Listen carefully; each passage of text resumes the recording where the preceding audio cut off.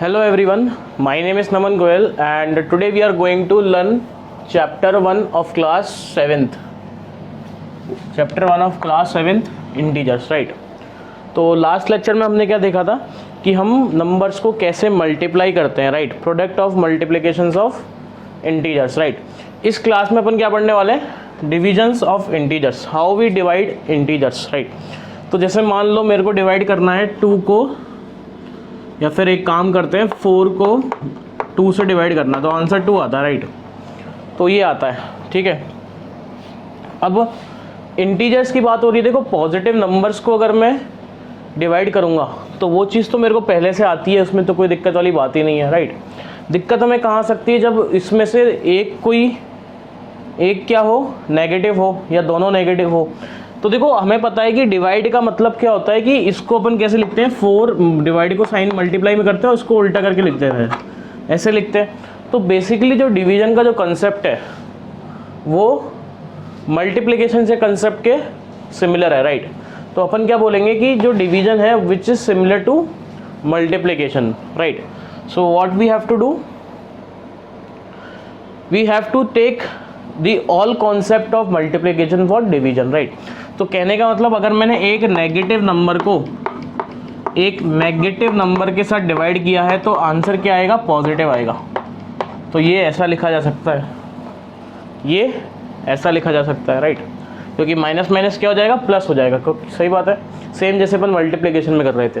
अच्छा, अगर एक नेगेटिव नंबर को मैंने एक पॉजिटिव नंबर से डिवाइड किया है तो इसी चीज़ को मैं ऐसा भी लिख सकता हूँ, a is divided by minus of b, ठीक है?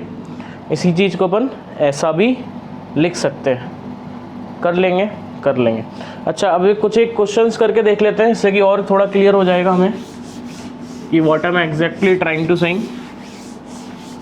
देखो जैसे मान लो क्वेश्चन है आपके पास 125 डिवाइडेड बाई -5, ठीक है?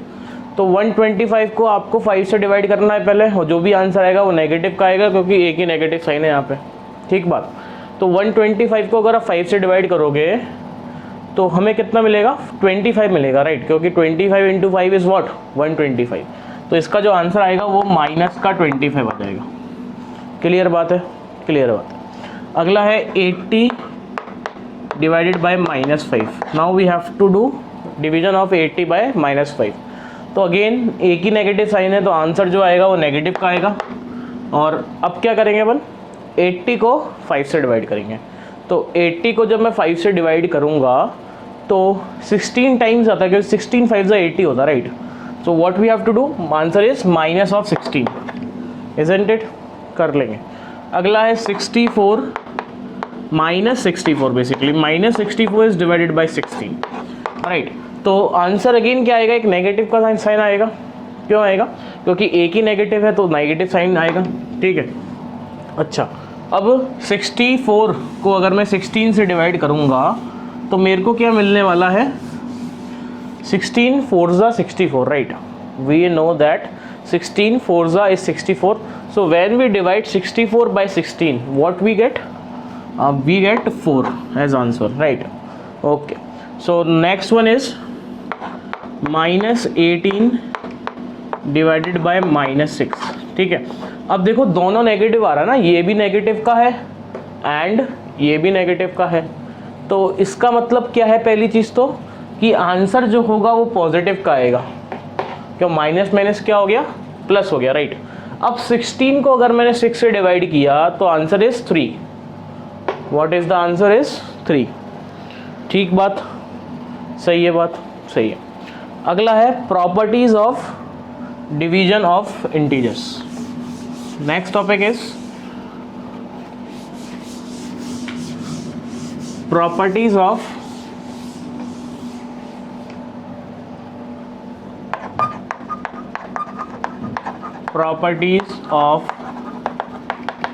डिवीजन ऑफ इंटीजर्स, ठीक बात? ये है, देखो जैसे कि हमने मल्टीप्लिकेशन में देखा था कि a into B is equal to B into A होता है, बट यहाँ पे हम a divided by b is not equal to b divided by a, ये अपन बोलेंगे। कि अगर ए को बी से डिवाइड किया तो जो आंसर आया, और अगर आपने बी को ए से डिवाइड किया तो वो अलग अलग आंसर आएंगे, राइट। तो ये चीज़ पॉसिबल नहीं है, ठीक है। अच्छा ठीक बात। देखो सबसे इम्पोर्टेंट क्या है, role of one in division. Role of one in division, one का क्या रोल है डिवीजन में। जैसे मान लो मैंने किसी भी नंबर को अगर 1 से डिवाइड किया तो हमें एक बात पता होनी चाहिए कि कोई भी इफेक्ट नहीं पड़ता, उस नंबर पे कोई इफेक्ट नहीं पड़ेगा। So what we can say here, A is divided by 1, we always get answer as A, ठीक है। तो अगर किसी भी नंबर में मैं अगर 1 का डिवाइड कर रहा हूँ तो कोई भी आंसर में इफेक्ट नहीं पड़ेगा। अच्छा दूसरी चीज़ क्या है, आप कभी भी किसी भी नंबर में 0 का डिवाइड नहीं कर सकते, ये पॉसिबल नहीं है। आप कभी भी किसी भी नंबर में 0 का डिवाइड नहीं कर सकते, क्योंकि अगर आपने किसी भी नंबर में 0 को डिवाइड किया तो वो नंबर इन्फिनिटी को अप्रोच करेगा, वो नंबर बहुत बड़ा हो जाएगा। बहुत बड़ा होने का मतलब क्या है कि वो नंबर एक बहुत बड़ा नंबर है, बट उस नंबर को अपन डिफाइन नहीं कर सकते। तो which is number is not define, right. तो पहली चीज़ तो क्या हमने सीखा यहाँ पे कि अगर मैं किसी भी नंबर में 1 का डिवाइड करता हूँ तो आंसर वही आता है, और मैं किसी भी नंबर में 0 का डिवाइड नहीं कर सकता। मेरे पे ये परमिशन नहीं है कि मैं 0 का डिवाइड कर सकूँ किसी भी नंबर में, ठीक है। तो this is all about division, right. अच्छा अब एक क्वेश्चन करते हैं अपन, एक क्वेश्चन करते हैं।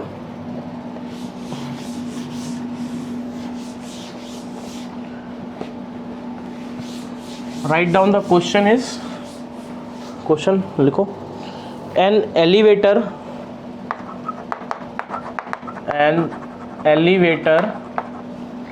descends into a mini shaft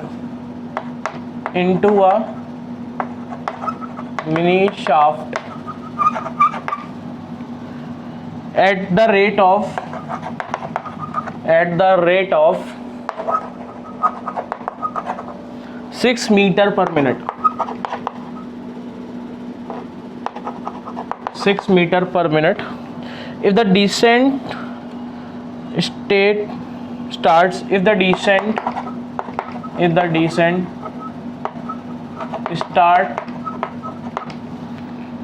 from 10 meter above the ground level, 10 meter above the ground level, okay, how long will it take to cover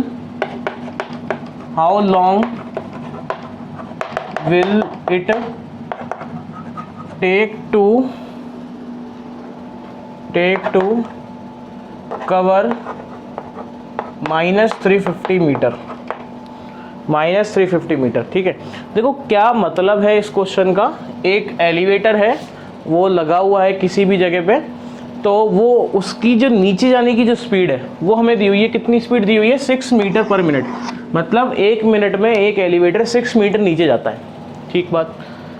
अच्छा अब जो डिसेंट होना स्टार्ट हुआ, जैसे मान लो ये ग्राउंड लेवल था, दिस इज ग्राउंड लेवल जी। अब यहाँ पे एलिवेटर लगा हुआ है, ठीक है, ये एलिवेटर है। तो कहने का मतलब क्या है, बेसिकली हमने कब नापा, कब वो नीचे जाना स्टार्ट हुआ, जब वो 10 मीटर ऊपर था ग्राउंड लेवल से। तो मतलब जैसे मान लो ये एलिवेटर है, तो ये डिस्टेंस कितना दिया हुआ है हमें, 10 मीटर दिया हुआ है, और वो कहाँ तक गया। अब ये पूछ रहा है क्वेश्चन कि 10 मीटर पे वो नीचे जाना स्टार्ट हुआ तो कितना टाइम लेगा वो -330 पे पहुँचने। -330 मतलब ग्राउंड से 330 नीचे। तो मान लो ये डिस्टेंस है, ये एलिवेटर पहुँच गया हमारा, तो ये डिस्टेंस 350 मीटर है, राइट। तो क्वेश्चन ये पूछ रहा है कि ये टोटल डिस्टेंस कवर करने में उसको कितना टाइम लगेगा, राइट। तो ये जो डिस्टेंस है उसको कवर करने में कितना टाइम लगेगा, राइट। तो देखो टोटल डिस्टेंस हमें दिया हुआ है, टोटल डिस्टेंस क्या है, 350 ये है और 10 ये है, कितना है 360, राइट। अब आपको पता है कि 1 मिनट में 6 मीटर जाता है वो, तो 360 कितने मिनट में जाएगा, तो डिवाइड कर देंगे। So time is equals to distance ये है, स्पीड ये है, तो टाइम क्या होता है, डिस्टेंस अपॉन टाइम, ठीक बात। तो distance is 360 upon time is 6, तो ये आ गया 60 minute, means time is equals to 1 hour. 1 घंटे में वो -350 मीटर पे वो पहुंच जाएगा, राइट। तो इसी के साथ हमारा ये चैप्टर फिनिश होता है। इस टॉपिक से रिलेटेड, इस लेक्चर से रिलेटेड जो एक्सरसाइज है 1.4 वो आप कर सकते हैं। नेक्स्ट लेक्चर में अपन स्टार्ट करेंगे chapter 2 which is fractions and decimals. तो जब तक के लिए पढ़ते रहे, मिलते हैं नेक्स्ट लेक्चर में। Thank you so much.